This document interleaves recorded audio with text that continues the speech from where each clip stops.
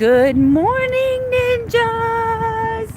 Today is going to be a different kind of video because I'm going live and I'm on a roll. She's on a roll. She got her shit together. I'm out here for a walk as I am every morning. Hi, I'm Melanie Hind, aka Princess Ninja, aka the Keto Critic. And today I'm going to be talking about some little brief discussions, messages that have gone back and forth with some people of mine. I don't mention names, talking about calories, talking about how if I just ate healthy, if I just ate when I'm hungry, if I just followed the simple rules of calories in, calories out, everything's gonna be okay. Morning, Nona. Now, the way that I talk is gonna come across as anger, but I promise you, I'm not angry. I'm not angry. But when I get passionate about a subject and when I feel 100% convicted and I feel educated in a subject, look, I'm not a professional. I didn't go to 8 years of medical school. I can only go on the information that I have researched, I've read, and I've been able to prove during my own weight loss journey, okay? So this isn't based on somebody else. This is just based on information I've gathered. And I'm going to try to quote the sources, okay? I'm going to do my best. All right, so recently I've had someone, yes, it's the German in me. Sprechen Sie Deutsch. It is the German in me. Okay, so, and I think my mom had a little bit of Irish and a little bit of Blackfoot Indian. And so, yeah, whoo, got a lot of tempers in there. Good morning, good morning. Good morning. Oh my gosh, look, everybody. Oh, yes, my maiden name was Leiby, but it was spelled L-E-I. And so Americans pronounce it as Leiby. Good morning. Say hi to everybody, make friends. Okay, so Melanie's going on a rant and I can't be distracted. So please feel free that if someone new comes in the room to say hi, welcome them. Please just don't ask for subscribers. Do you know that on YouTube, if you ask for a subscriber, if the sub content is on your video, they can actually pull your content off the air. It's really important to make it clear to people that come into your chat rooms, that watch your videos, you don't do sub for sub, okay? You've got to watch that. All right, so let me get on a roll. Shake it off. If you watched my video last night, there's been several conversations, and some of this, is from people that I know personally, in my personal life, that say, if you just watch the calories you're eating. Okay, first off, there is not, and this is proven biology. This isn't something Melanie's making up to conveniently fit into her weight loss plan. There is not one single receptor in your body that can gauge calories. None. If that were the case, calories in, calories out, why would the world be so fat? Why is it that I would be able to burn 2,600 calories a day, only consume 1,400 calories a day, and yet lose less than a third of a pound a week? Why would weight loss would be so simple if that was the only thing standing in your way is a calorie? Not all calories are created equal. Stay with me on this because I've got proof. The body, the average female, can only process 9 teaspoons of sugar a day. So if I get up in the morning and I eat 2 hard-boiled eggs, you know how much sugar I've just consumed? There's 4 grams of sugar in a teaspoon. 2.4 grams, okay? 200 calories, 2 hard-boiled eggs, 180 calories, okay? So good morning. So 2 hard-boiled eggs, 200 calories, 2.4 grams of sugar. The average person takes 4 to 6 hours to completely digest a meal. That means it's no longer in the tummy. You're done. It shouldn't be impacting your blood sugar. Your blood sugar should be back to normal, blah, blah, blah, yakety, schmackety, what. So I eat two, let's call me person A and the other person B. So person A, me, eats 2 hard-boiled eggs, 200 calories, right? The average person burns 16 calories per hour resting, sleeping, 16 calories, okay? So let's just assume I'm lazy. I'm a couch freaking potato. And person B is a couch potato. Now person B gets up and eats a glazed donut, which also happens to have 200 calories. But person B just consumed 64 grams of sugar. Now let's divide 64 by 4. Who here is really great at math? Let's just say 4 tablespoons, and I mean teaspoons. Remember, the average female can only process 6 teaspoons of sugar a day. So this person has just eaten in that one sitting almost their entire sugar allowance for the day.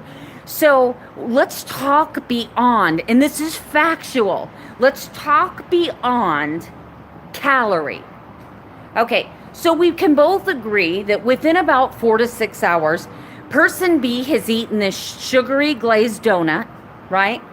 They have now processed all of the ingredients, not to mention the carbohydrates in that donut that has now been turned to sugar, because remember, we're both sedentary.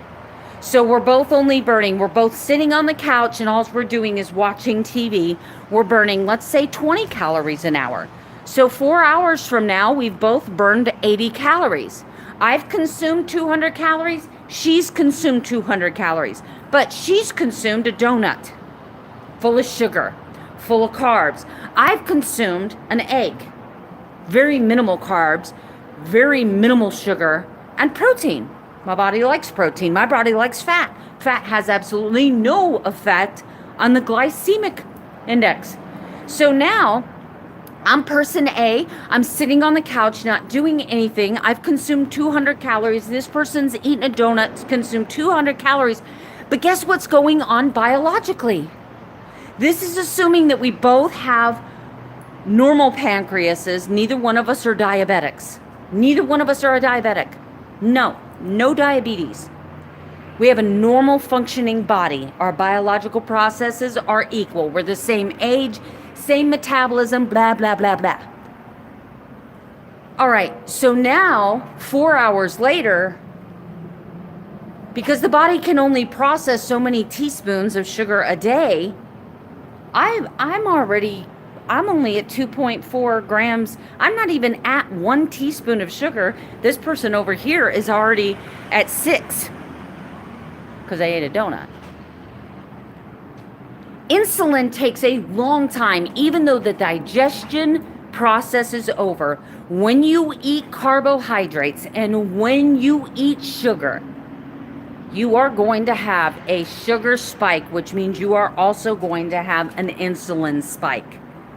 Now, this doesn't happen instantaneously when the carbohydrates are turned into glucose and stored, because when you are eating, your body says, oh, we need to store these nutrients for later when she needs it.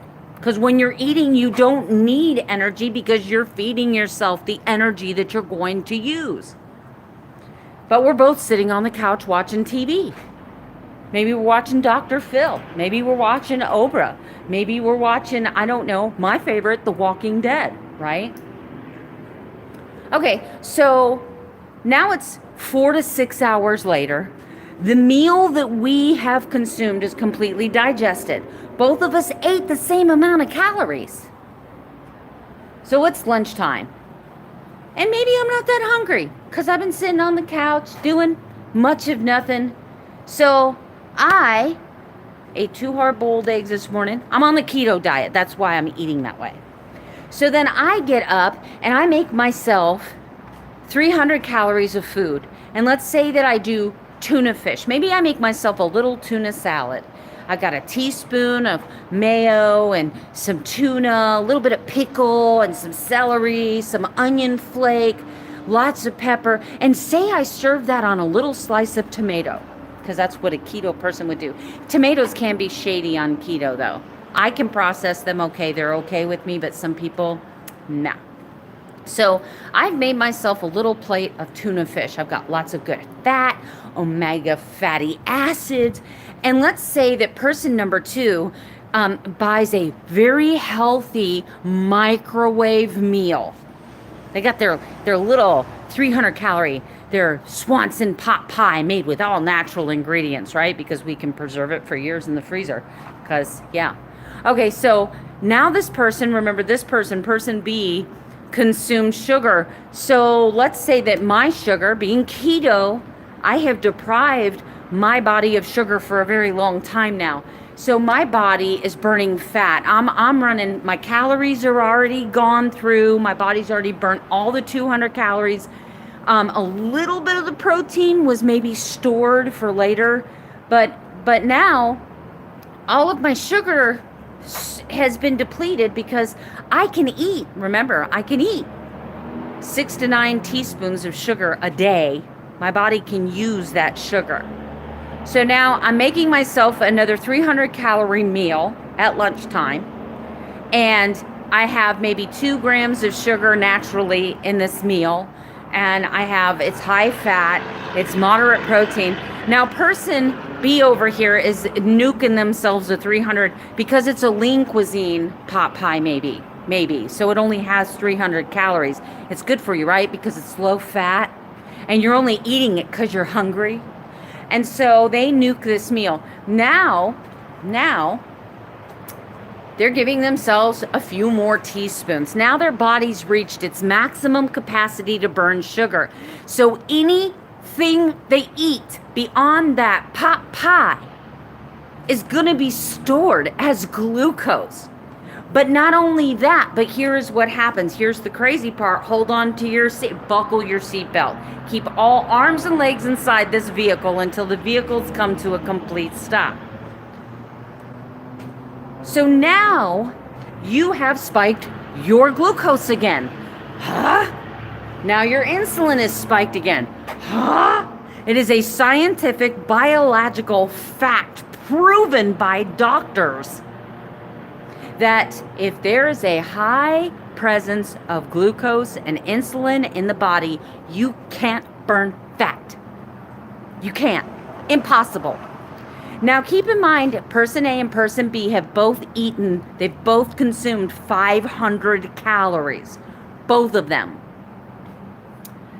On the calorie in, calorie out theory, that is phooey, let me just tell you it's phooey. With the calorie in, calorie out theory, both of these people should be losing weight. Both of them should. So let's go to dinner time. So let's assume that they got up off the couch, both person A, person B. Now, person A has only consumed maybe 2 teaspoons of sugar. Person B over here with their healthy pot pie and their donut, because it was 200 calories, it was okay. It fit into their budget. So they ate this. Now they've consumed their maximum capacity of sugar. The carbohydrates that they've consumed have now been stored as glucose. The body will never burn the first fat cell until all that glucose is gone, but it's almost dinner time. But why isn't she losing weight? Because we've only eaten 500 calories and we've burnt 800, right? That's the theory. It's a proven fact, and I'm going to cite the study again that they did. They did this study on 2 different occasions, and one of them was in the prison system where they had absolute total control over these people's calories. They also did the same freaking study at a college campus where they did the opposite study. They tried to make these people gain weight, and they fed them like 3,000 calories a day. The body does not have a calorie receptor in it. It doesn't understand 100 calories of cookie versus 100 calories of lettuce. It doesn't understand. And calories are simply a scientific process of how long does it take to burn this piece of steak. Okay, well, it took this much heat. Heat is energy. Heat is energy. Heat is energy. Say it with me, kids. Heat is energy. So what these scientists did was they basically took every food group in the entire world and they said it took us X amount of time to burn it. So it took this much heat to burn this process. So that's how they assign them a calorie. So don't you understand? 100-calorie donut versus 100 calories of tomato, your body doesn't know the difference, but what is it doing with the food once it hits your body? It's a chemical, it's a hormone, and it's a biological process. Period. So all of those people out there bragging, I can eat whatever I want as long as I keep my calories low, I'm losing weight. But guess what's happening to you, sweetheart? Number one, you're filling your body with junk. Okay? I certainly wouldn't want to put my body in starvation mode and then feed it processed foods, feed it chemicals, feed it all kinds of dyes, feed it unnatural foods, because you know what? Your body's going to absorb and it's going to store that. The second thing is, they have proven in this study that low-calorie dieters, just because you're not logging it doesn't mean that you're not low-calorie. People that are not in a ketogenic state. People that are not in a ketogenic state. You can't be in a ketogenic state on a standard American diet. So sorry. Unless you have restricted your calories and you're working out like a bandit, you can't reach a ketogenic state. So no matter what you do with your calorie deficit, what's going to happen is your body is going to protect itself. It was meant not to starve. It doesn't know how much you weigh. Your body doesn't know you weigh 300 pounds and need to lose 200. Your body doesn't know you weigh 400 pounds and you're overweight. Your body doesn't understand that. It's a biological process. So what happens is when you deprive your calories, your body is going to come down. It's going to say, oh, crap. There must be some kind of famine. Maybe we're at war. Maybe we're being attacked. We're held prisoner. Your body doesn't know. It's a flight or flight response that you have absolutely no control over. None. Zero. Zip. I don't care what weight loss book you're reading. Your body then says, oh crap, we don't need to burn 2,000 calories because all she can afford this month is 1,100 calories. So guess what it does? It adjusts your basal metabolic rate. This is a proven fact. This is not a keto science. This is proven. This is a proven fact.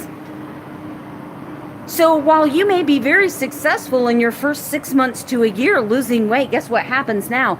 Now, instead of eating 1,500 calories a day to lose a pound a month, your metabolism has dropped. Your body has dropped your metabolism. Now you have to eat 1,400 calories to lose a pound every 10 days. So what do? You're like, oh, well, crap, I still have 20 pounds to go. I still have 20 pounds to lose. So you drop your calories further. Guess what happens a year later? Your body says, oh, crap, the famine's getting worse. There's a scarcity of food. She can't go hunt. So we must drop the calories even more. Now your basal metabolic rate drops even further. Drops even further. So now, in order to lose weight, so now you get frustrated because you're like, man, I don't understand it. I've been doing the same thing for 6 months. In the first 6 months, I lost 12 pounds. And now I can't. I'm eating salad. I'm eating healthy. I'm drinking water. I'm working out. I don't get it. I got to work out harder. And guess what the body does? Fight or flight response. It says, oh, crap, she's running from a dinosaur. We've got to store this. We've got to preserve as much energy as we possibly can. What is calories? Energy.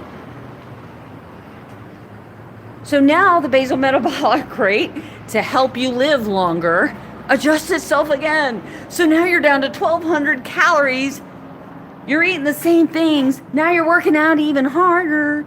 Now you're doing all these things, and now you're only losing a pound every 20 days. You must be doing something wrong. Maybe you don't need 1,200 calories. Let's drop it to 11.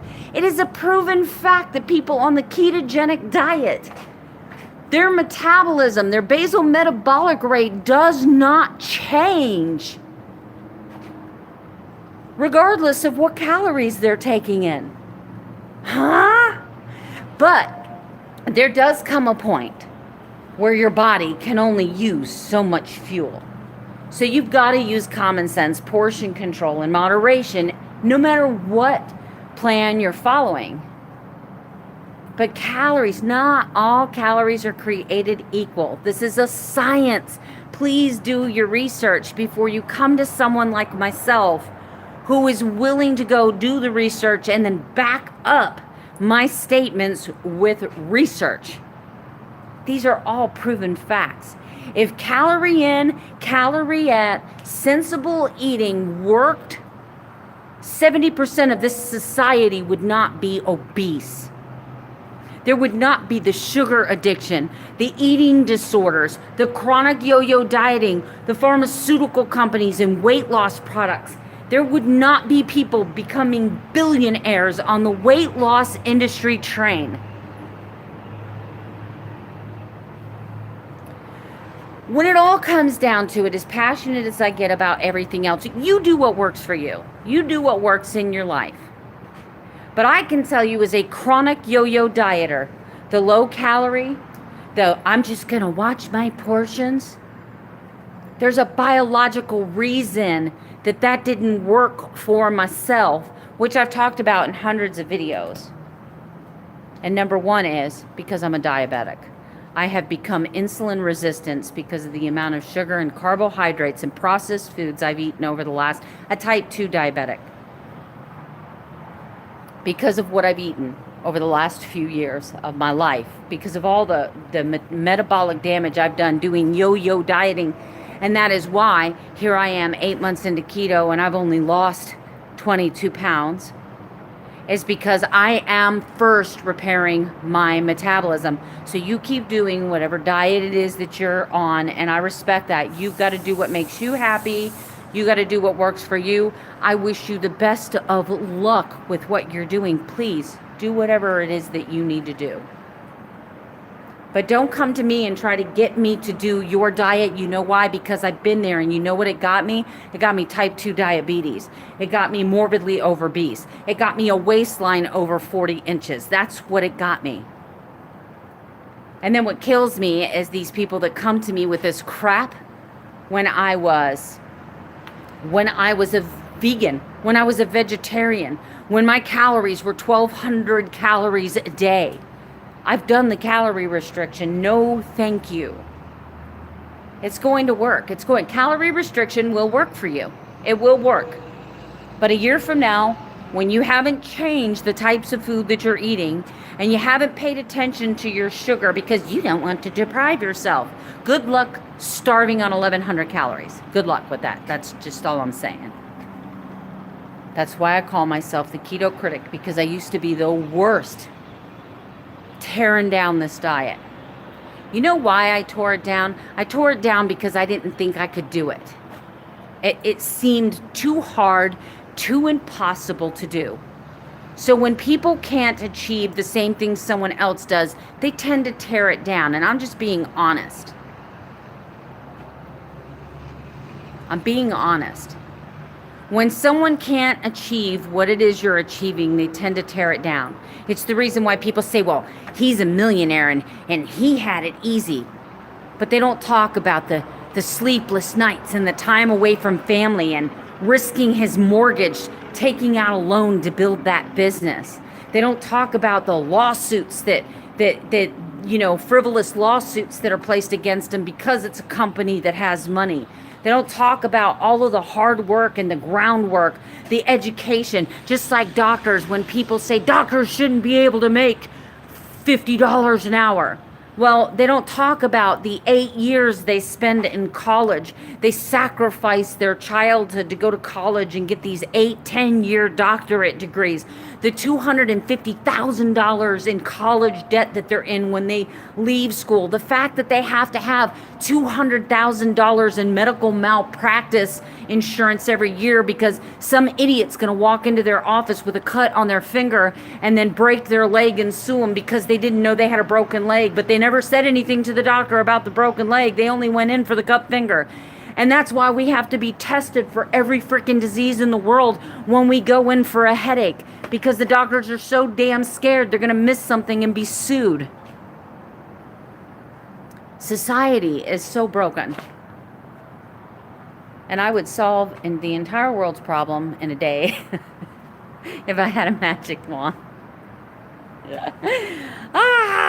Oh, that was a healthy rant, wasn't it? It frustrates me. But I'm going to wrap all of this madness up in a ball. Your body can only process what it can process. As we age, it's a known fact, our metabolism slows down. If we are sedentary, our body slows down. If we are diabetic, our bodies slow down. If we have PCOS, our metabolism slows down. Why in the world would I want to continue restricting my calories when I have found a plan that I can eat rich, wholesome, delicious, filling, satisfying foods and never feel hungry and never have to take another diabetes medicine again, and never have to take a cholesterol medicine again, and never have to take a blood pressure medicine? Why? Why would I do that? That would be madness. Madness. You guys remember Susan Powder? Stop the madness! Remember her? Anyway, I love you guys. Thank you for joining my live stream. I'm sorry I got up on a soapbox. No, I'm not sorry. I'm not sorry. But I do get a little agitated sometimes when I have people that were from my vegan community back when I was vegan. They can't understand why I converted to keto. It was totally acceptable to them that my insulin kept going up and that my medication kept being increased and that I had cut my calories to the point where I was freaking starving. I was uncomfortable. I was unhappy. I didn't feel healthy. I didn't feel good. So I thought I'll go vegetarian and I'm going to add some egg and and as I added protein, and then I said, oh my gosh, I can't sustain this vegetarian. I need more meat. And then I became pescatarian and started adding fish. And the more meat and the more protein that I added to my meals, the better I felt. And that was when the light came on, when I hit my bottom and I said, I have tried everything, but I hadn't tried keto. And that's why I call myself the keto critic, because I was the worst. You guys would have hated me, seriously. You can actually probably go back through a bunch of my videos and see where I am so sarcastic about keto. But the world's going to wake up. It's inevitable.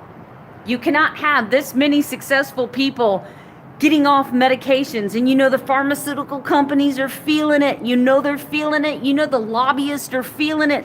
They're like, wait a minute, how are all these people getting off medications? And then you've got doctors that are being paid off by the pharmaceutical companies to push these freaking drugs. How about finding a solution that gets us off medication instead of medication and then medication to deal with the side effects of the first medication? How about that? That makes more sense. But I love you guys. Thank you. I'm going to go back and read all the comments. I kind of got on a rant. I got on a roll. I don't do this very often. Good job, Nona. Hi, Darlene. I'm so sorry. When I get passionate like that, there's just no stopping me. And that's what I love about YouTube, because there's no one to interrupt me. If I was standing in a room full of people, there'd be someone in the back going, but, that would be so annoying. But I can handle it. Anyway, actually, Nona, I am a public speaker. That's part of my job. I do get up, but I speak about energy conservation, and I speak about the mechanics of an air conditioner versus heat pump, resistant heat. I talk about solar energy, electric distribution, renewable energies, you name it. So I'm quite used to getting up in front of large groups of people and speaking. Anyway. Woo! So I hope if you're one of the 4 people questioning me about calorie in, calorie out, and how I can eat anything I want if I just reduce my calories, I hope you stay for this entire video. And I hope this video touches you and changes your life, because before I do every YouTube video, I pray that God will bring the ears to the words that I have to say, and He'll fill my mouth with those words. You guys have a blessed